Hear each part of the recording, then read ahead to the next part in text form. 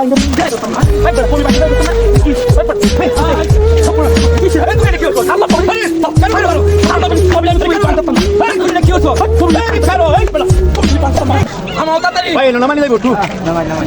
বাজার ঘুরে আছি একটু জায়গা পাইছি না খবর গেছে কি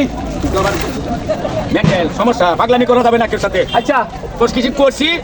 দেখতো একটা বাজার ঘুরে থাকাই ভাই না বিষয় দেখছি তো এখন মানুষের আচরণ খারাপ করবে না। কবি একদম 20 টাকা হইলে বেচবে, কম হইলে বেচবে না। আচ্ছা ঠিক আছে আনছি দুই বাপু অনেক কষ্ট করি নাকি আমি আবার পেয়ে যাই দাম চাই থাকবে রাগারাগি করবে না। আচ্ছা আমি একটা চাকায় আইতাছি। হ্যাঁ আচ্ছা বাদাম আমি ওখানে আইতাছি। ওই কবি কিনেন কবি ওই কবি কিনেন এই কোন কত কইরা কবি 20 টাকা ধরবড়া এক কিলো দিবে এক কিলো কবি মানে 1 কিলো কবি আছে এক কিলো করে দিলে দে দিলে বাসটা দে এক কিলো দে 1 কিলো কবি আছে এক বাংলা সবড়া কি সুন্দর সুন্দর কবি 1 টাকা দাম কবি বেচবেন নাকি? সবাই বেচলাম লই ভাই ভালো কবি কবি 20 টাকা পিস পুরা হ্যাঁ হই না কি কইনা পুরো নতুন কত সুন্দর সুন্দর হবে কেন তুমি এক কিলো বেচবে, এক কিলো। হাই পড়া সাল্লা বড় 1 কিলো কবি বেচলাম মিলে পাই গেলাম তাহলে 1 কিলো কবি বেচতাম না আমি সালবা তো কি বড়া তুই 1 কিলো কবি আছে ভালো 1 কিলো কবি আছে একটু বেচ না বাদ কিলো দা। ভাইয়া বাচ্চা না 1 কিলো কবি বেচতাম মিলে পাই গেলাম কবি তুই বাড়তে না দাবড়া পারতাম না তুই পারবে কোন কাছে তুই বাংলা কি করব ভাঙে দা কি করিয়া ভাঙে দা বাংলা তো তুমি কবি তুই ভাঙে দা বললে কি না করিয়া কি বাংলা বলি যাই তো না ভাই বড় কবি বাংলা তো না কি ভাই বড় হাই খপড়া খপড়া কি এই তুই কি করছ আল্লাহ কবি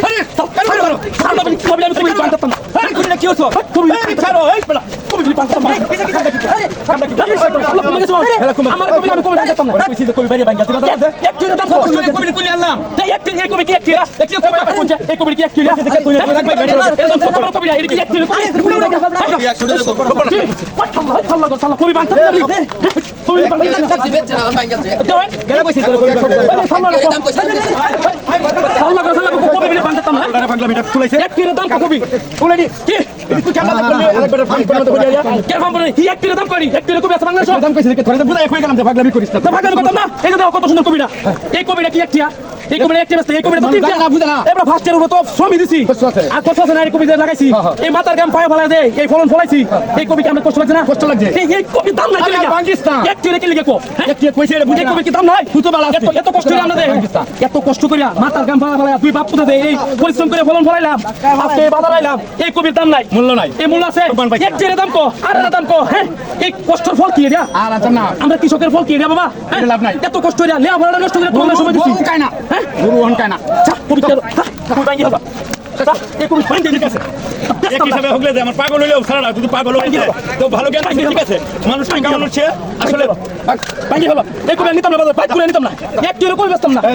এই হ্যাঁ মহিলা দেখো সিঁড়ি তো একটা জ্বালা কেন নাই যে মহিলা এই কবি বাইক করে বাতাতে এদিকে একদম ছুঁয়ে গেলে ঝামেলা আমাদের হবে বিপদ হবে। দেখো আমরা এত কষ্ট ফল